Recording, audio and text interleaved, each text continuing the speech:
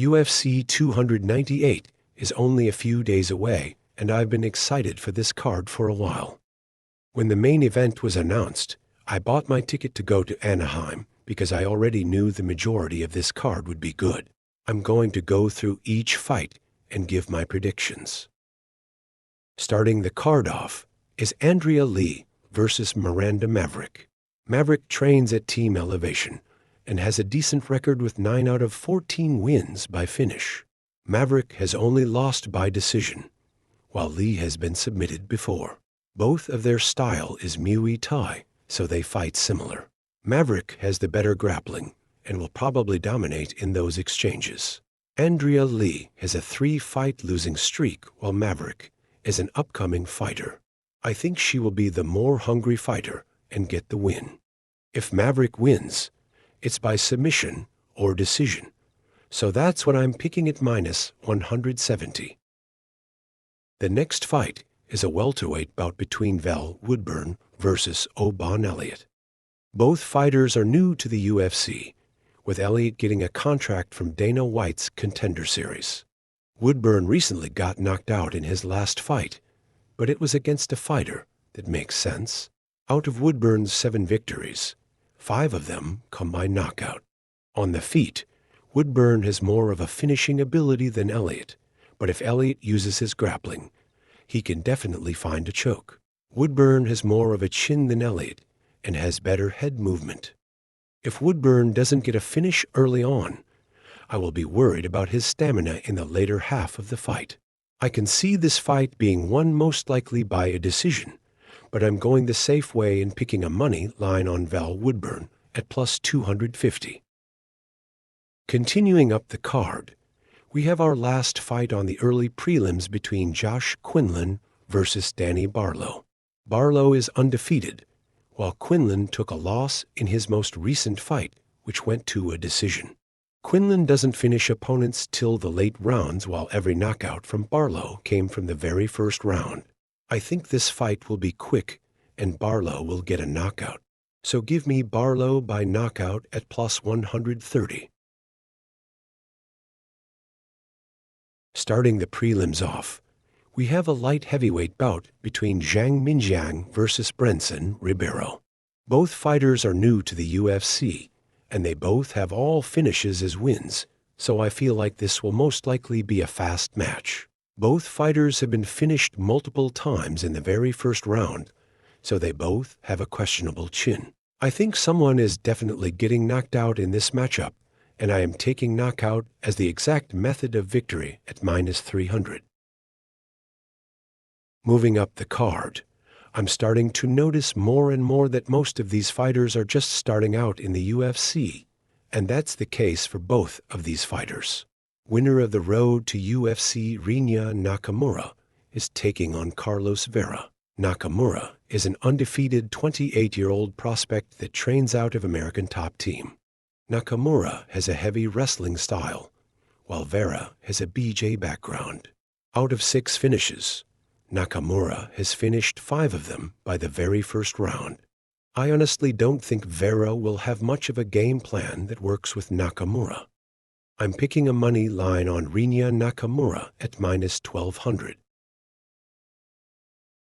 Going up the card, we have a heavyweight bout between Marcos Rogerio de Lima versus Justin Tafa. Both of these fighters can be extremely dangerous, with de Lima having 17 out of 21 wins by finish and Tafa having all 7 victories by knockout. De Lima is coming off of that crazy knockout loss, so it's hard to say how much that will change his performance. Out of 13 knockouts, de Lima finished 12 of them within the first round. Out of 7 knockouts, Tafa finished 5 of them within the first round as well. De Lima doesn't have the best defense when it comes to striking, and his head usually stays in the same place, and I am leaning towards Tafa because he definitely has that crazy knockout power. I think someone is getting knocked out, and I am picking knockout as the exact method of victory. The last fight on the prelims is a fight that was put together almost last minute because Lemos was supposed to fight Tatiana Suarez instead, but Dern stepped in as a replacement. In Mackenzie Dern's last fight, she was knocked out in the second round by Jessica Andrade. Most of Dern's fights go the distance, and she doesn't have much to offer besides grappling. Lemos has excellent grappling, so I honestly don't see what Dern can do in this fight. Lemos is a top contender, and I could one day see her as a champion. I think Lemos will be the more dominant fighter in this matchup and will get the win. I am picking a money line on Amanda Lemos at -135.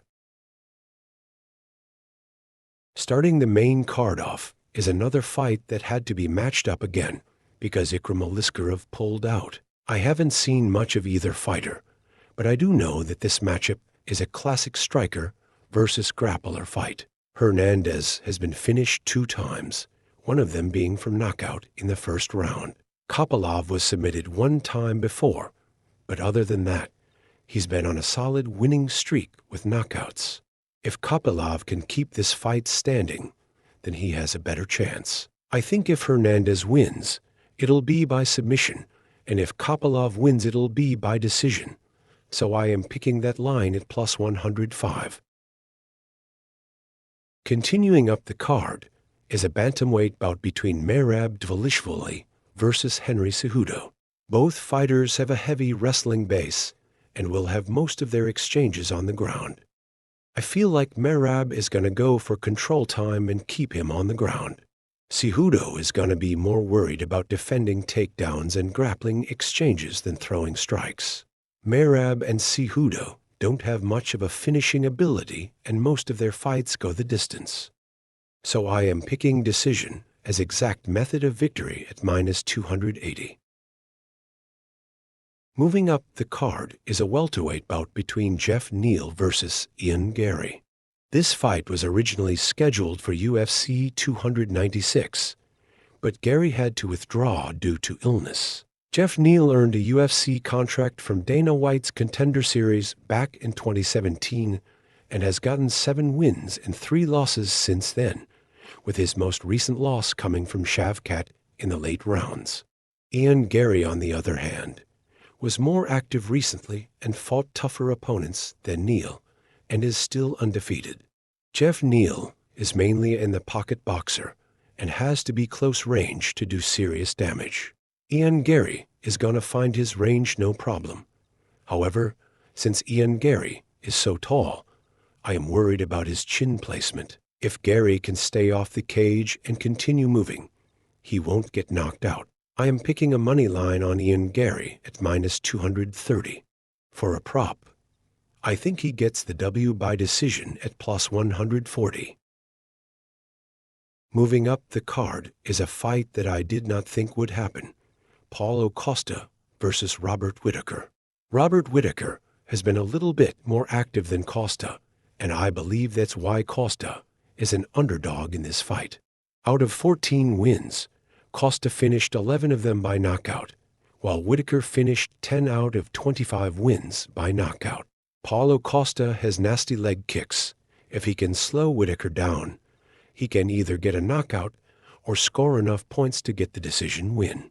In Robert Whittaker's last fight against Duplessis, he gave up at one point and got finished. Robert Whittaker mainly throws jabs and gets out of the pocket quick and moves around a lot, while Costa focuses on dealing damage and staying stationary. For that reason, I am picking a double chance victory of Whittaker by decision or Costa by knockout at -225.